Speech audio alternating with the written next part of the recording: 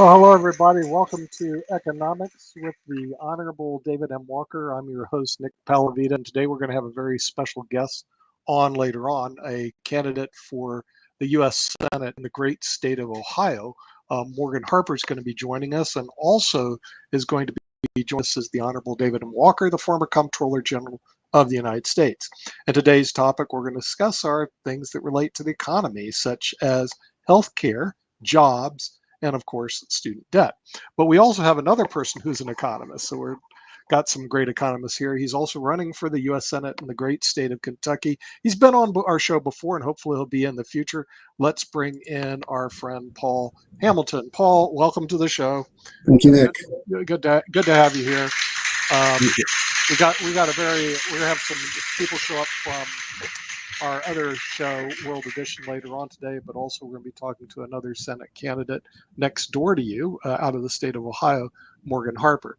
And some of the things that she looks at are jobs, which are important, I guess, especially people that need to have good jobs.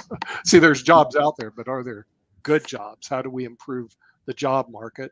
And then, of course, we're going to look at healthcare, which we've discussed on this show before. 20% of our gross domestic product. So some days I think, well, if you want a good job, go into healthcare. Yeah. 20% GDP. And then the third part will be student loans. So since you're running for the Senate, is there any concern in the great state of Kentucky relating to jobs, or is there any job plan? What's going on in Kentucky? Yeah. Well, we're doing pretty well. As I said before on your show, I'm running against a Trump tide, so we're still looking for those coal jobs that were promised. Although I'm not banking on that, or I don't think people are really that enthusiastic about bringing back deep mine coal mining jobs. I was looking forward, and when Morgan joins us later. I actually lived in Ohio for about 10 years when I taught at Marshall, just across the river. Right. But I will tell, one thing, and when she gets on, Kentucky is famous for, we will outbid anybody on enticing companies to come to Kentucky. So I think we've brought in a couple big battery factories are coming out close to, I think Bowling Green is one of the areas, or Louisville area, Rand Paul's territory. So we're doing well. Healthcare is big. We're like probably many states. We have very different. We have the big, so to speak, Lexington and Louisville metro areas, and then we have Appalachia, which is fighting a tide. But even there's a big story. Some of these electricity is cheap in Kentucky, partly because of all of our coal. So we have these Bitcoin miners that are out in the boonies with these huge, the lights flicker when they turn on and off. Not literally, but maybe if you're close enough to them. So I think just like the rest of the economy, it's in a lot of ways it's good. Sometimes I'm not a health expert. I'm not a physician doctor, but sometimes I call our economy the fibromyalgia economy. It's like there's something it's hard to pinpoint, but it just feels like there's something wrong. And some of that just maybe we're never truly satisfied with what we have. But I think we're doing all right. We'll see what the next year holds with the Fed and some other actions.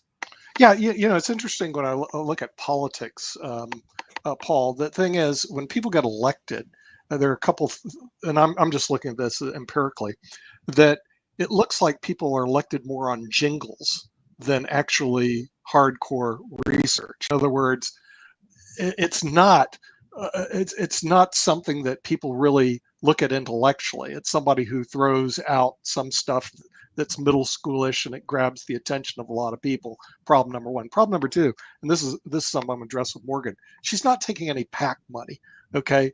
Political action committee money. And I think she's doing it from an ethical reason. Now, I used to sit on a PAC, and I used to dole out lots of money, all the senators and stuff like that. But some days, and congressmen, but some days I'm sitting there going like, really, you're not going to take PAC money? How can you finance your campaign? Because you need to get jingles out to so that people will vote for you, and they don't vote you for you on your knowledge and your ability to do something. They vote you on things that you may say that we got to put America first, or Yeah. well, we got to send the immigrants back, or whatever the heck you're yelling about. That's where you get elected, but not because you actually do Yeah. the work. What are Yeah. your thoughts on that? Absolutely. Well, I mean, it should keep paring it down. So I start with, you think you have like a 5-minute stump speech, and then it gets down to the 30-second elevator speech. And then it really gets down to, like you say, it's the 5-second soundbite that, America first, or Ohio first, or whatever it may be. Um, so yeah, I mean, unless, and Ohio is an interesting race on both sides. And as you're probably well aware, I think that on the Republican side, I mean, if you haven't put in 10 million, a couple of them was their own money, you're not serious. And they're spending that. Rand Paul has about 10 million, but he hasn't had to fend me off financially. So, but one thing that I love about this whole process, and I put in, trivial money. I mean, we're talking 4 digits, not 7 or whatever, into my own campaign. But tonight, I'm speaking at one of our Republican dinners up in Carrollton, Kentucky. I'm leading off the lineup, and then there's another candidate, Senate candidate, and then Rand Paul. So I get to share the stage with Senator Paul, and that's truly going to be an honor. And at the same time, it gives me some opportunity. That is my, they're actually giving us 8 minutes, which is pretty long for these dinners too. A lot of times it's 2 or 3. You get up and hardly get rolling. So, Mm-hmm. I'm thrilled for that type of opportunity. But yes, if you're not accepting, or if you're not already, if your family doesn't own the Cleveland Guardians, I always Right. try all these Yeah. names. I think that's who Dolan on the Republican side is tied to that. So if you're not a deep pocket or willing to work with the money people, I think even at the congressional level, or certainly at the Senate or presidential level, you got to be a player with the money people. Mm-hmm.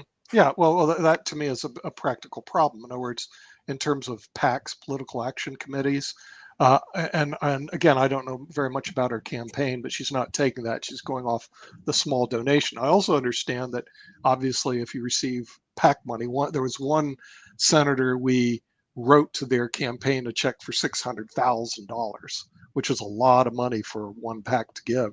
Yeah. That you actually end up buying access, and this is how the game is played in Washington. So she's trying to not do that, which Yeah. I commend her for. But at the same time, you end up in a situation where how do you get your message to the general public so that they'll vote for you when somebody, like right now in North Carolina, the ones that have money, they're hammering the airwaves, you Yeah. know, with and nothing is tangible about what they're going to do.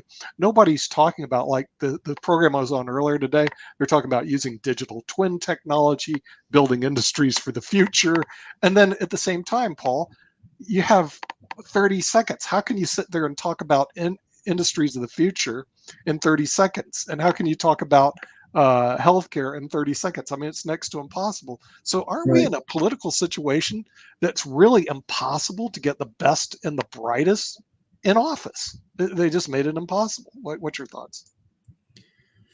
Well, I mean, I agree. I mean, I do. I mean, I think I have both views of politicians. Some are truly public servants with terrific ideas and agendas. But I think I found, and I will even say, as much as I do respect and like Rand Paul, I think he's bought into it some. That some is this much bigger meta story of going along with the Trump narrative, or not disturbing the Trump crowd. But other things are, yes, when you're taking money from pharmaceuticals, from defense contractors, uh, I understand better. Yes, if you're taking money from just conservative voices that just have a general agenda, not maybe a specific one, and a self-dealing one, Yeah, I can certainly see me taking money at some point. I would take money. I don't say from anybody. I don't want to support that. if the bluegrass mafia wants to support me, I'm like, no, I have some ethical problems with your business Mhm. model. Yeah. So, but yeah, I think it bothers a lot of Americans that unless you have money, uh, an Ivy League degree, um, there's a few people that slip in. We had the Tea Party kind of brought in Kentucky. We had a Christian bookstore owner got to Congress for one term, I believe. But yes, unless you are a millionaire, multimillionaire, or you deal with them. And that excludes a lot of our best and brightest minds. I do think we have a lot of lawyers in Congress, and we have no economists. My profession, you would think we would have. Are there like no economists, no PhD economists, subject matter experts in I think Washington? historically we've had like two or three. So Really?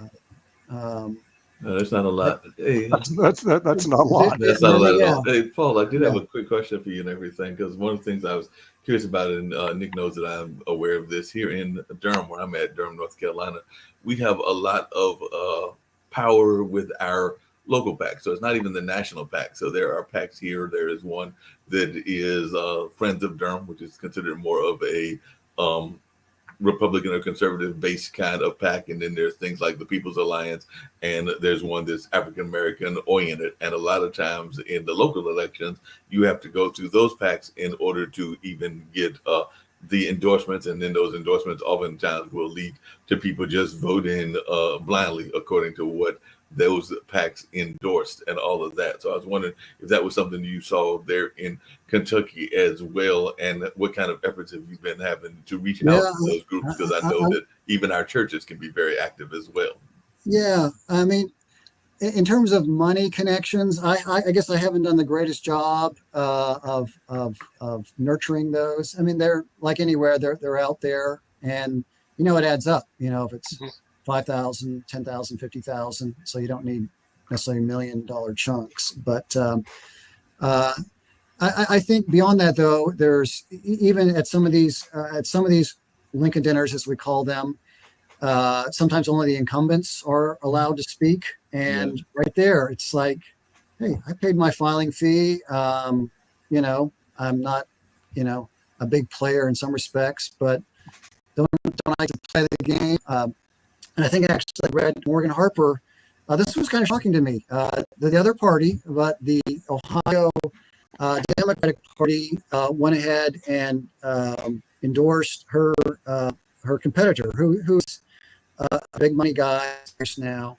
Right. And I think that's got to be very disturbing for anyone that believes in the democratic process, that the primaries are there to decide who goes on. And then you can pour the money and the party's might behind the primary winner. So I think that's just very disingenuous of the Ohio Democratic Party. That hasn't happened in my state. I think it's very rare, even if there's a dominant player, as there is in my state. Rand Paul is certainly well known, well financed, somewhat liked, somewhat loved. Some love him, some don't. Yeah.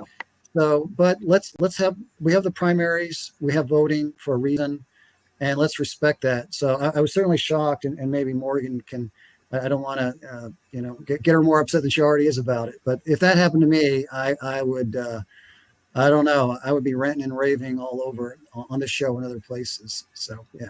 Yeah, I mean that's what I just see a big problem, because even though you could want to be ethically not attached to somebody who donates huge amounts of money through a political action committee, and that all makes sense, there's a practical aspect of running for office that you're like, how can you win without today? In other words, how can you win without PAC money? I just don't see that taking place. I think it's going to be challenging. It's not impossible, but it's going to be very challenging to do so. And so what we end up in, and also not being on Trump's thing. Now, she's definitely not going to be on Trump's supporter.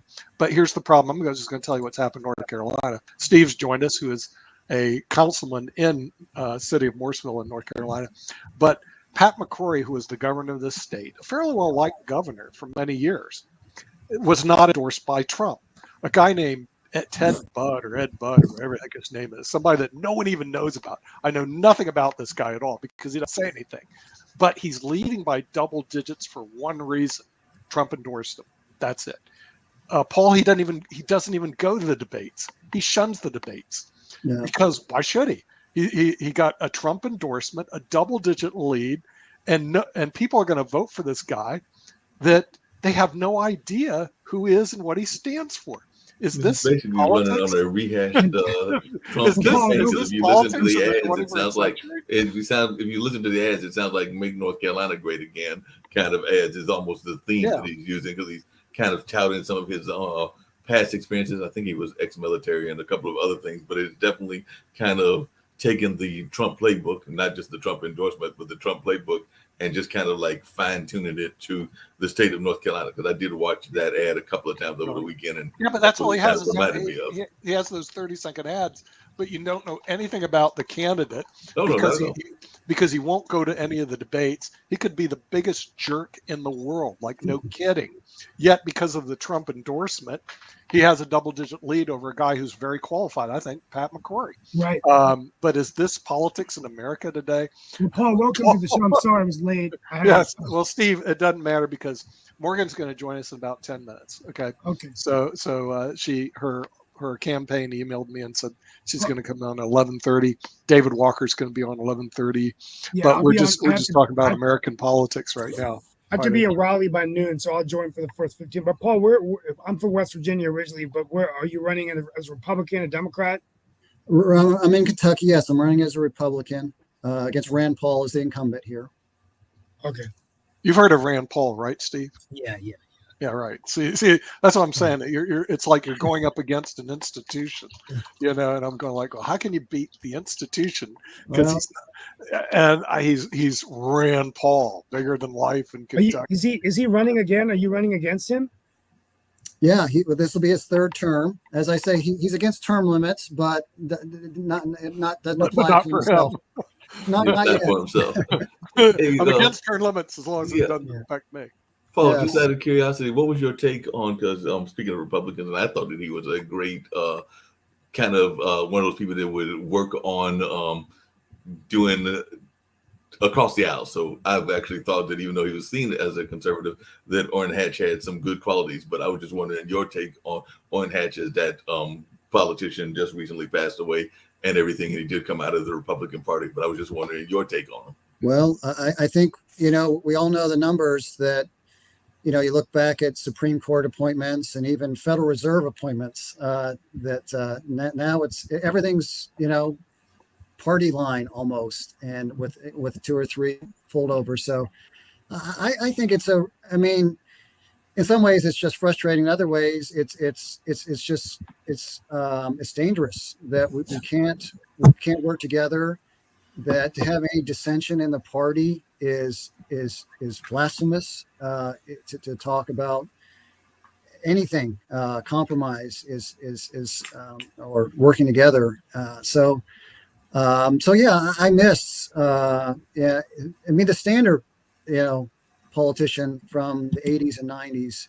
I would say at least understood they're there to accomplish something as a body and not as a party. And so I miss those legendary senators and presidents. I would even say that were at least, and maybe our whole culture is just has become.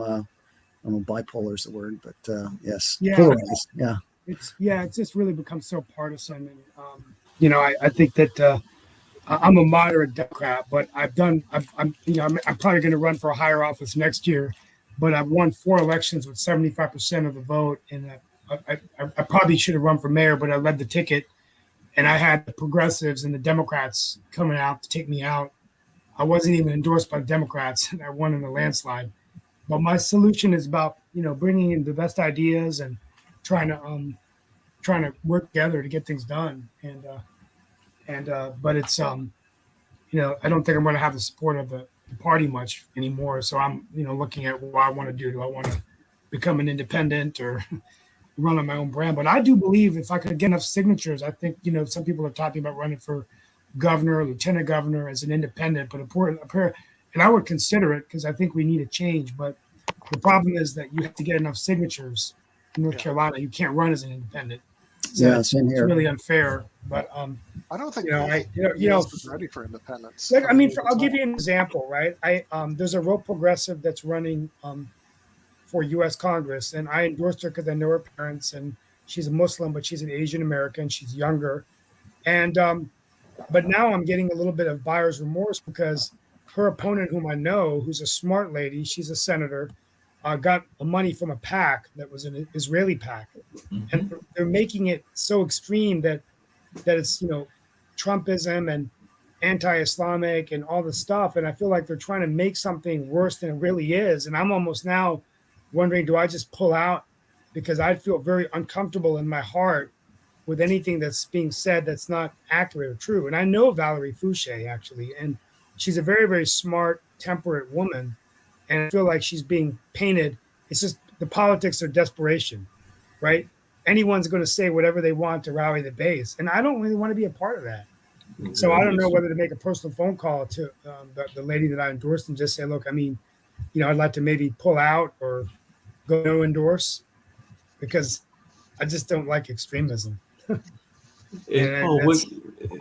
Paul, what's your take on these kind of celebrity candidates? Because even though, definitely Steve is right that those are probably two of the leaders in that race, but there is another candidate in that race as well, who a lot of people know because he also was a major player in American Idol, and that is Clay Aikens. So Clay Aikens is also running, I think, for that same seat and everything. But I was just wondering, what is your take on some of these celebrities that are deciding to run? And sometimes I'm not even sure why they're deciding to run. But I just as a action movie fan, and probably like you guys too, I can't believe Arnold Schwarzenegger was governor of California. But these things happen, and it kind of comes back to money.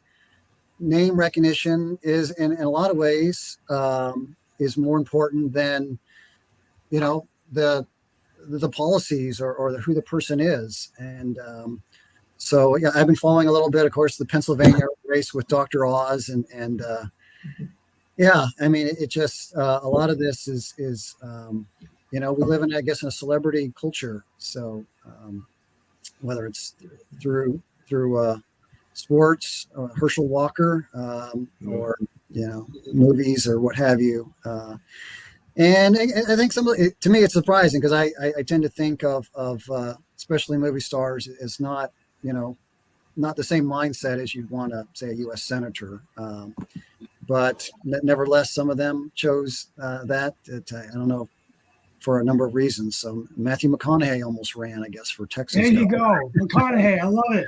There you go. He's well qualified. All right. There we go. He's going to run, and then you have to wonder about Clay, because Clay is, I think, if I remember correctly, also part of the LGBT community. So he may be running to try to put some of those viewpoints out as well. I think I did remember hearing that somewhere, and that he was very much of an advocate of those causes and everything.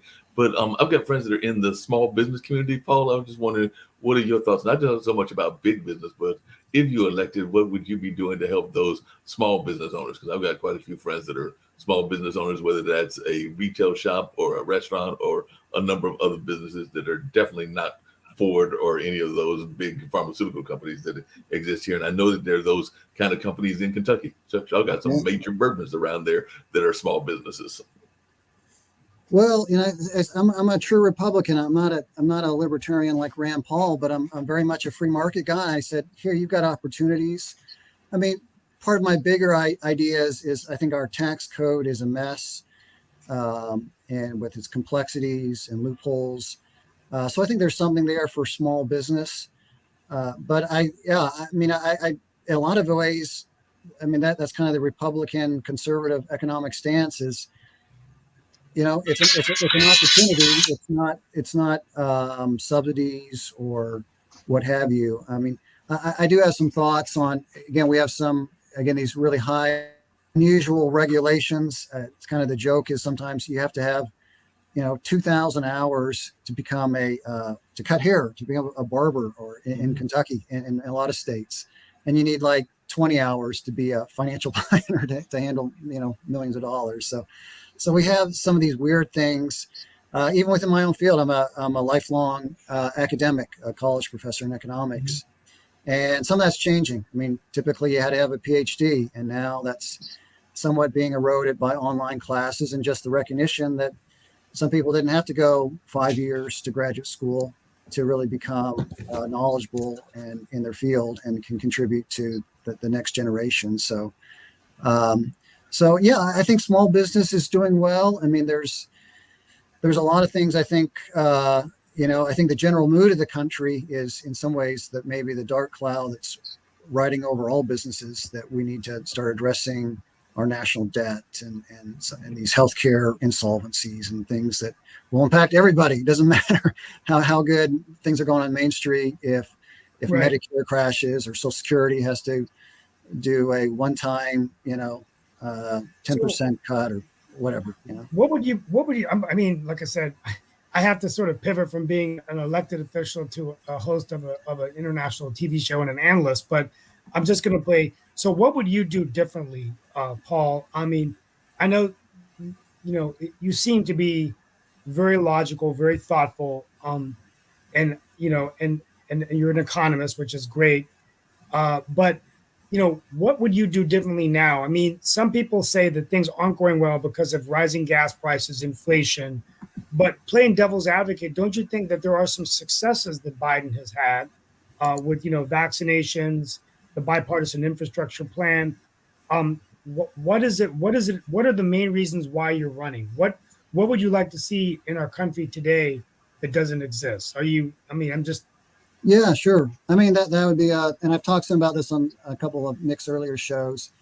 I think two things. My first thing is probably not economics, although everything is economics to economists, and that is to change the tone away from the Trump language and mood and influence. But back to, as well, here, David Walker. I think him and I are aligned on a lot of the economics, is that we need to make these tough choices. I don't think Biden is I don't think his inflation policy is anywhere close to be able to accomplish anything. And I mentioned on the last show, I think the dam is broken. I think the Fed, the expansion of the monetary supply is going to be something that no politician or policy can really address. Even at the Fed, I think we're looking at a hard break here if we really want to break inflation. So I don't totally. I mean, I'm sympathetic. My parents are Canadian by birth and Democrats, so I'm not a 10th generation Republican. And I will, things like Obamacare.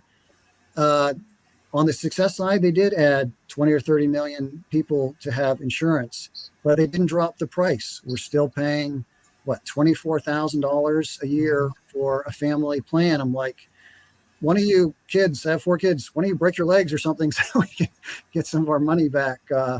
Not exactly, but so it's out of control. And I will give a little bit. I know we have our other people coming on. To me, the challenge for conservatives in healthcare, just to say one thing, is other countries have been able to provide similar healthcare for all their citizens at half the cost. So it's not impossible to do. And the question is, do we have a free market private solution that does better than the national healthcare? And I think that's one of the challenges that myself or Rand Paul, if he happens to beat me out, can pursue in the future. Well, we have some new guests who have joined us. First of all, we're going to bring in one of our hosts, the person who's the former Comptroller General of the United States, who's been on before, as we well know. Let's welcome back the Honorable David M. Walker. David, welcome to the show.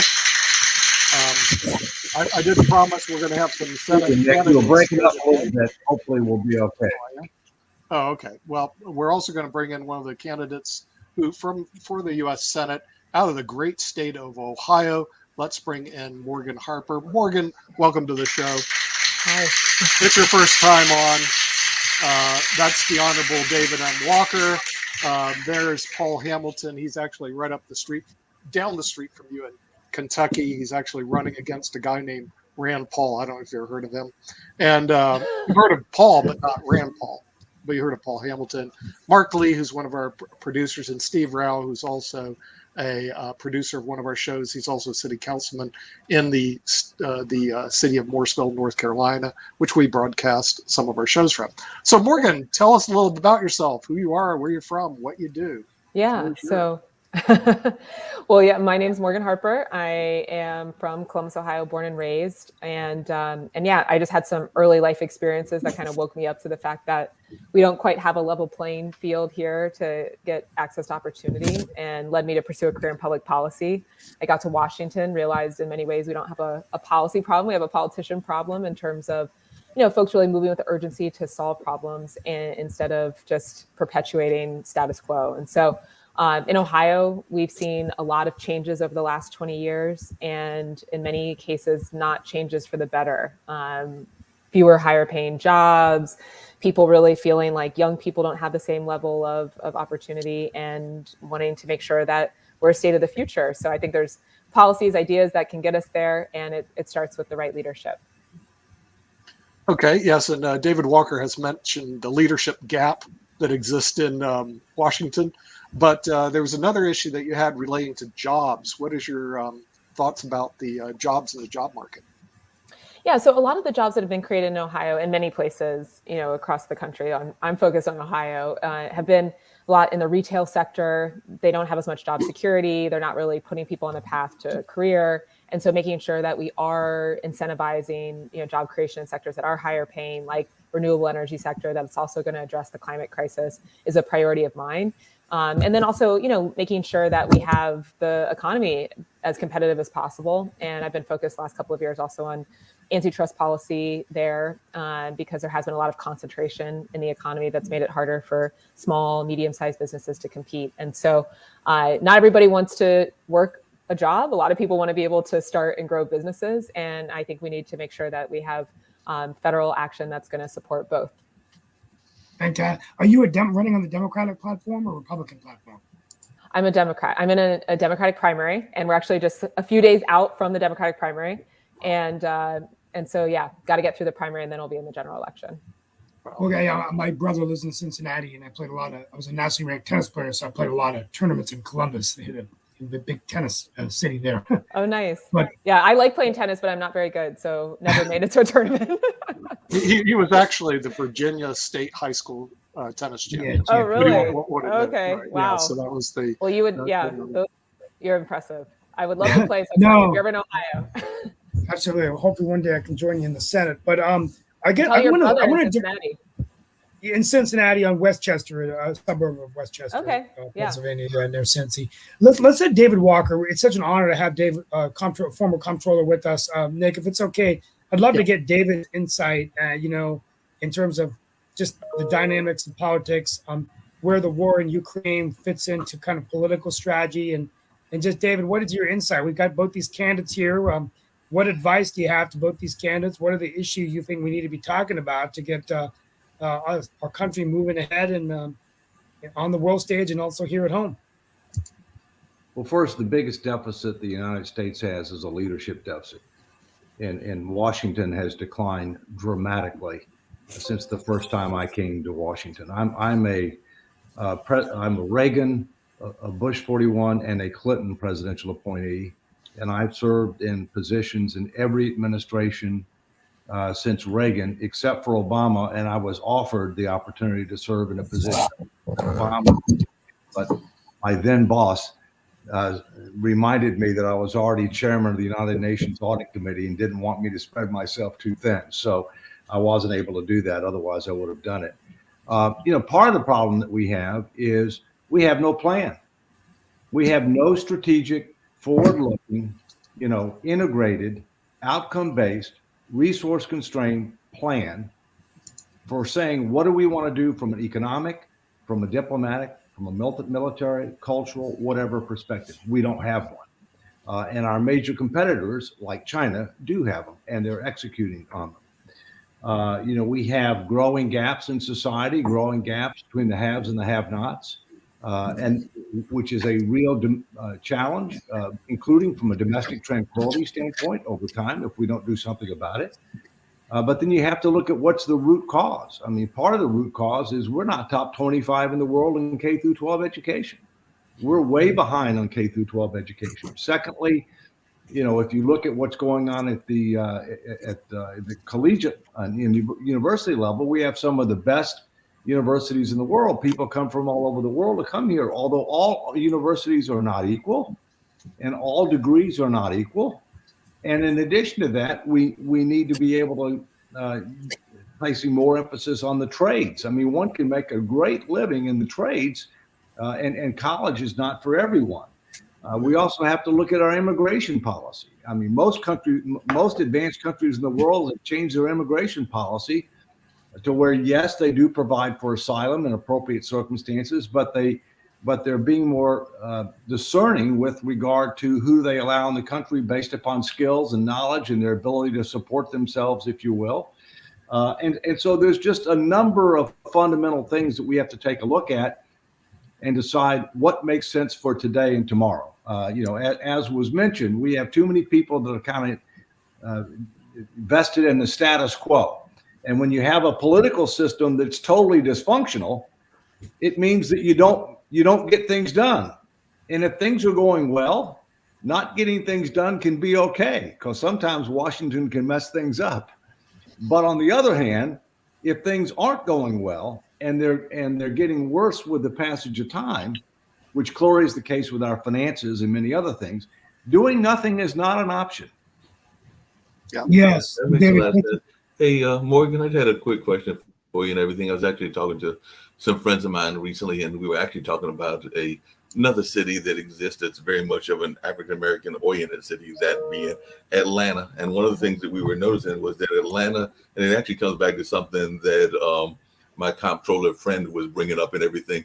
Atlanta has a very rich Black middle class, a very rich, even Black affluent community, but it also has a significant amount of folks in Atlanta that are poor, and very significantly poor. I think it's like 60% or something along those lines. And I know that there are places in Ohio like Cincinnati and Cleveland that are similar. So I was just wondering, what are some of the things that you are thinking about doing to address the wealth gap, which is not just a racial wealth gap, but is a wealth gap of class? So I was wondering some of your thoughts around that, and what are some of the things that you're thinking about doing, because I do know a little bit about Ohio, and I know a little bit about those cities like Cleveland, Cincinnati, and Athens and others that exist there. So I do know that there are some parallels between that and Atlanta. Yeah, for sure. And I appreciate the question, Mark, and it does build off of some of the things that Dave was saying. And, it made me think of a conversation I had recently with a person who leads the business roundtable of Columbus. And my question was, okay, what's your top priority right now? And his response was, well, making sure that, our prosperity, because Columbus at this point is the economic jewel of Ohio and the Midwest in many respects, and growing and a lot of wealth being created, but making sure that prosperity is reaching everyone, that we have this 30% of the population that persistent poverty. And my response there is, okay, if that's the goal, and I agree, and this is what I think Dave was getting at, is that is a threat to our entire country, right? That situation. It becomes a threat to our democracy, because then that percentage of the population not participating in policy is leading to increased violence, because poverty is correlated with violence. The education system is not setting up young people in this category for success to be able to not only have a career, but get through each day. And what are we going to do about it? And that's where I do think we need to have transformative mindset in leadership and policies. And that's one of the reasons why I would point to a policy I support, like universal healthcare. Make sure people have consistent access to healthcare, mental health care. We have adults that are not prepared to be able to raise families. We have children that are being raised by such adults, and then we expect to send them to a K through 12 school, like the teacher I met yesterday here in Columbus telling me, these kids are out of control. There's no accountability. And how would there be, based on the environments that are being created around us? And so I think what we need to, if you're not motivated from a humanitarian perspective with that situation, even if your only motivation is economic, well, that's a threat on both of those fronts. And so, we need to have a different mindset and policies that are going to support being able to lift everybody up. So I think, like I already mentioned, universal healthcare is a piece of that. I agree that we do need to be creating opportunities for trades, vocational training, in addition to four-year college. We need to address the level of violence that we're seeing. I don't think there are easy fixes. I don't think this is going to change overnight. We may have a whole generation at risk, but we need to start treating it like an emergency situation and bringing stakeholders together at every level of government to be real about what's happening and then rapidly try to move towards solution-oriented action. And, and I'll just, before I pause, I mean, Dave's right. Washington, can be a hindrance to that in certain ways, but I am optimistic because I have also worked in Washington. I see how these institutions are very much guided by the people who inhabit them, the agenda that they bring, and then really the urgency to try to get things done. And that's another reason why I've said I'm self-imposing term limits here. Stay focused, 12 years, just get things done. We need to restore faith in our institutions. We need to have action because we don't have a lot of time to waste here. It's not just the wealth gap. It's really this whole a whole slice of the population that is just not prepared to have a stable life. And what are we going to do about that? Yes. Dave Walker, you have a question? David, I have three quick comments. Number one, I support a constitutional amendment for 12-year term limits. And the only way we're going to get it is through a state-led convention of states because members of Congress aren't going to limit their own terms. That's how we're going to have to do it through Article 5. Secondly, the most direct correlation between income and wealth in this country, no matter what your race is, your ethnicity, your gender, whatever, is education. Education is the number one correlation to opportunity, to income, and to wealth. We've got to fix our education system in K through 12. It is badly broken. All right. And universal health care, you may be surprised. I'm for universal health care, but here's the key question. What level of universal health care and how much of our economy do we allocate to it? Because right now, healthcare is about 20% of our economy, which is the largest of any industrialized nation by far. And yet we have below average outcomes. We have tremendous disparities.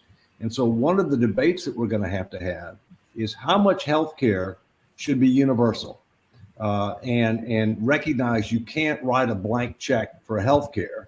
And in fact, also recognize that we have some very inconsistent policies at the federal level for healthcare. For example, the number one tax preference in the Internal Revenue Code is the fact that individuals don't pay income tax or payroll tax on employer-provided and paid healthcare. That cost us several $100 billion a year in revenue. And what does that do? It means that people don't really know how much is being spent for them on healthcare. It fuels healthcare costs. It disconnects transparency and accountability. So I think we do need a level of universal health care, probably more aligned on preventative wellness and catastrophic protection, which everybody needs, which needs to be provided on a universal basis, a single risk pool, publicly financed. And then you can provide options for employers, unions, industries, whatever, to do more than that if they want to attract and retain talent. But one of the things we have seen is the government has not done a very good job with regard to economy, efficiency, and effectiveness. And I'm afraid that that's going to be with us for a while. Yeah, and I think, and as a follow-up to that, I've got a couple of healthcare clients I represent, and it's just the idea of the focus on preventive care. We become such a test and treat system that we often forget that our state treasurer runs the health plan for North Carolina, 700,000 people covered, and he always says that 20% of the cost, or 80% of the cost, is by 20% of those covered by the plan. So if you address cardiovascular disease, if you address obesity, diabetes, and even something, one client I have is a testosterone. They work on testosterone therapy. Just a simple testosterone test among men can actually help provide a blind spot. That in itself could do it. So I think as we get away from COVID, we need to make sure that we're focusing on preventive and doing more tests and procedures. I've got one question on education, but I want anyone else to respond on healthcare. Not so much. Oh, I was just going to say on healthcare, I do think right now we don't really have control over the cost. So a lot of the expenses are unpredictable because they're being made up a bit as we go along. And we see based on the data that we're paying a lot more for similar services and drugs than folks in other developed countries. And so we need to get a handle on that. And then I do think that that's going to involve checking some of the concentrated power in terms of, the big pharma, big insurance industry. Insulin is a drug that gets a lot of attention on this topic because it's been around for 100 years. And why are we paying so much more than people in other countries? And that is when we talk about diabetes, where there's a higher incidence, particularly among Black population, but generally, what are we going to do to make sure that folks can access the care that they need? It shouldn't be that complicated. And then that could help to reduce costs, which are also being driven by regional hospital monopolies as well, so that we have the ability to expand coverage and have it be more cost effective. And then, the only other thing that I was going to, actually, I'll pause there. Yeah, a lot of people on the call.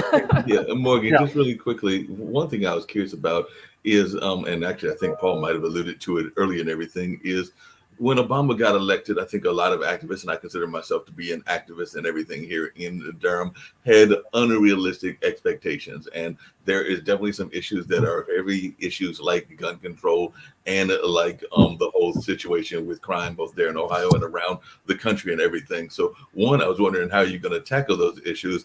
And two, do you have any fear of people in the activist community, because you did say you come from public policy, having those same kind of unrealistic expectations about what you can accomplish in those 12 years that you have set on yourself as a limit time and all of that?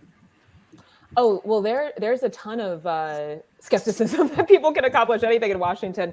And my view is always it's a rational skepticism because look at where we're at, right? I mean, there's not a lot getting done. And so I acknowledge people's skepticism, but again, I always pivot folks back to the reality but we know that it's possible. I've been there. I've seen how these institutions are guided by who's in them, and that there is a strong agenda and that how to govern, importantly. So, and I do think adding on top of that, because even when I go through all those things, people are still like, do we really think any of this is going to change? In saying that, and I'm going to be moving quickly. I'm not looking to get there to make friends or do all these things. It's like, we just need somebody who's willing to go in and be a little bit more disruptive, but in a view of action, not trying to further mislead the public with misinformation and all of this, right? That's an important distinction, especially when you look at the Senate primary in Ohio on all the folks who are running. I've got to leave in 5 minutes, so I'm going to have one last question, but Dave Walker, you go first. Yeah, let me just mention that, in my opinion, it takes three things to achieve sustainable success for any kind of system. You have to have properly designed incentives that encourage people to do the right thing and discourage them from doing the wrong thing. You have to have adequate transparency to provide reasonable assurance they will do the right thing because a variety of parties are looking. And you have to have appropriate accountability if we don't. Now, guess what? Let's take those three. We're now in baseball season. Okay, for healthcare, our K through 12 education system, our political system, our immigration system, our executive compensation system, I could go on, but I won't. We're 0 for 3. It's a strikeout. We are 0 for 3 on those three fundamental principles. And until we get those three fundamental principles adequately defined and effectively implemented, we're not going to get to where we need to be. And that is of critical importance. So a lot of these things, frankly, aren't as complicated as people want to make them out to be.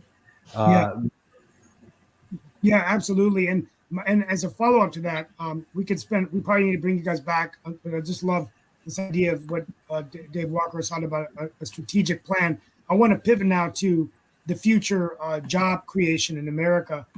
One of my family friends, former CEO and chairman of Cisco Systems, he's from my home state of West Virginia, John T. Chambers, now an investor at JC2 Ventures. This is the man who took a company from 5 million to 20 billion, hundreds of thousands of employees, and along the way acquired 180 companies in a 20-year reign at Cisco. So we're proud of him in the Mountain State. They named the business school after him. But 2 years ago, before COVID in Raleigh, and again, when I hosted him for my virtual startup summit, he said that automation will displace over the next decade, possibly 40% of the jobs we know of today, but that the opportunity would be to create over 15 million new jobs, many in startups. And John, who's an investor now, he believes many of them will be in IoT, smart cities, cybersecurity, analytics, robotic process automation. The challenge, he said, is that he really believes that we are not as aggressive in those kinds of job creations and innovations as other countries. So, for example, he's an advisor to Modi in India on this very strategy. Macron just got reelected, but he's also an advisor to Techno France. And so, my question to both senator candidates is, how would you develop a strategy? Because many of your colleagues aren't talking the same language of chambers, and so my concern is that the number of jobs being created are jobs that graduates don't have the skills for, that we cannot fill. How is the United States of America going to be the destination, retain our competitive advantage to be the destination for the best and brightest in the world? Why would I go to America if that country isn't leading these efforts? Yes, Morgan. Yeah, well, I thought I had already talked about this. I don't know if Paul wanted to go first, but yeah, no, I mean, I think that is the critical question for us. And it's very much in the balance right now, whether we are going to continue to be a destination, a place where people want to come. I think one of the things that's required there is more predictable and consistent leadership. And that's been something that's been a threat to us over the last, certainly over the last decade or so, of not really knowing which way the winds are going for U.S. federal government. And what's it going to take to change that? I mean, my strategy is, look, I'm a grassroots candidate. I'm an underdog in this race. My belief is like we have to start going directly to the people to help to build the political pressure and the support for an agenda that is going to be more forward-looking and more strategic. My sense is often folks on the ground are more savvy about what's not working and what the threats are to us as a state, in Ohio, as a country. And then electing the type of leadership that's going to be really focused on that. But we have a huge hurdle. I mean, one of the systemic issues that faces us in creating that kind of pressure for our leadership to think in that way is that people have no idea what's going on. The media landscape is not educating people about how to think about issues. It's become very much fueled by misinformation and the polarization, and allows for cable networks and everything to make more money and all of that. And unlike some of the other well, not all of the countries you mentioned, but some of them, we are trying to figure out this whole multiracial democracy thing with a very diverse set of people across the country. And so I do think it's possible, but it's coming back to a theme we've already just discussed, having a leadership that's going to have that mindset that is a bit bigger than just individual outcomes as political candidates, and then educating the public about what's going to be necessary to put us on a better path for the future. And we have no time to waste on that front. Okay. Can we have Paul respond, please? Yeah, let me just say a couple of quick things here. One is, and there's this perpetuating myth that technology destroys jobs, and goes back to the Luddites and all those other kind of nutty things but we have 3% unemployment. So we destroy usually bad jobs, hard jobs, nasty coal mining jobs, and replace them with high tech. And I know that's not everyone's transition. I did want to say just quickly, I've read Morgan's life story, and if you haven't looked at her webpage, it's inspiring. And that's a big part of what I think America is about. I'll just say quickly too, kind of flipping gears a little bit, but I'm a former engineer. I'm a PhD economist, a quant in probably every respect. I also try to learn Spanish, and evidently it takes about 400 hours to learn Spanish. But I can tell you in 20 to 30 hours, you can learn Python, which is the main programming language that a lot of web and machine learning, big data is based on. So I think, kind of back to a little bit what Dave Walker said, some things that we can introduce in high school or really earlier in school, I think that's going to make a difference. But ultimately, I think the chances are in front of us. As I said, what we need is more engineers pulling up in their Teslas in front of elementary schools and giving pep talks and saying, I had an opportunity in front of me and I took it, and I didn't take some other path, or I did take some wrong passes. Pretty much all of us do.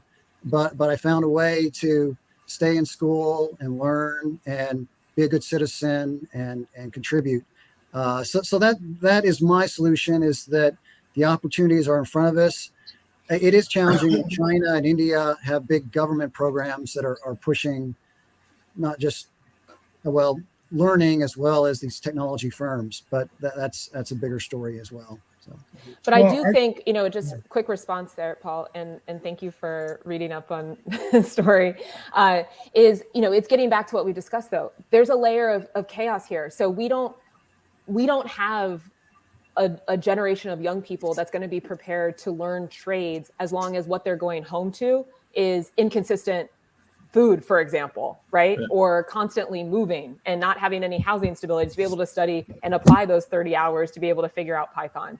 And so what's it going to take to address some of those structural issues to then have the K through 12 be an experience where we don't see what's happening in Youngstown, for example, where I'm talking to a community leader who usually would have a pipeline of kids going from high school to community college, but now the average GPA is 0.94. You can't go anywhere with 0.94. Vocational or 4-year, right? Yeah, Ms. Harper, I know that it's you can only do but so much when you go into Congress and everything of that nature. But when you talk to our young people and everything, and a lot of them are feeling, and I'm not discounting what the folks are going through in the Ukraine, but a lot of our young people, whether it's in Ohio, whether it's in North Carolina, they feel that they're in their own version of a military zone and things of that nature because of some of the crimes and things that are going on, some of the rising gangs and everything else that is out there. So I'm just wondering, what are some of the solutions that you are offering to those young people to get them to support you and everything? I've seen that both in the Latin community and the African American community. Unfortunately, we're going to have to leave now because we're at the hour, but I do want to thank our guests. We'll have to hold that question for next time. The Honorable David, send me an email. I'd love to bring you on radio here. And we have 70. Well, and can I say one last thing, Nick? Just sure, and I know we got to go because and this is the challenge of our times, I think, because Steve, I'm with you. Like I love to be creative, innovative, entrepreneurial. I'd like to believe that I'm bringing an entrepreneurial spirit to politics, but we have to get over this idea that some of these other issues we're talking about, the food system, housing, that are some like soft, fuzzy social safety net things that we just think about off chance. I think we need to see leadership from the business-oriented community to really recognize that that is the threat to then being more strategic and implementing a strong economic plan for us as a country. That's the hurdle we have to address, and we have to have a broad coalition of people that are going to be real about that. Because I will get painted as, oh, look, she's young, she's Black, she's left, blah, blah, blah, discount, discount, discount. But when someone like you all says that, it carries a lot more weight, that this is a real threat to our economy. We need to do something to address it. Yes, and we do want to thank all of our guests today and hope we'll have somebody back. We'll see you next week on Economics with the Honorable David M. Walker, former Comptroller General of the United States. Thank you, Morgan. Thank you, Paul. And thank you for our panelists. Thank you. Have a great day.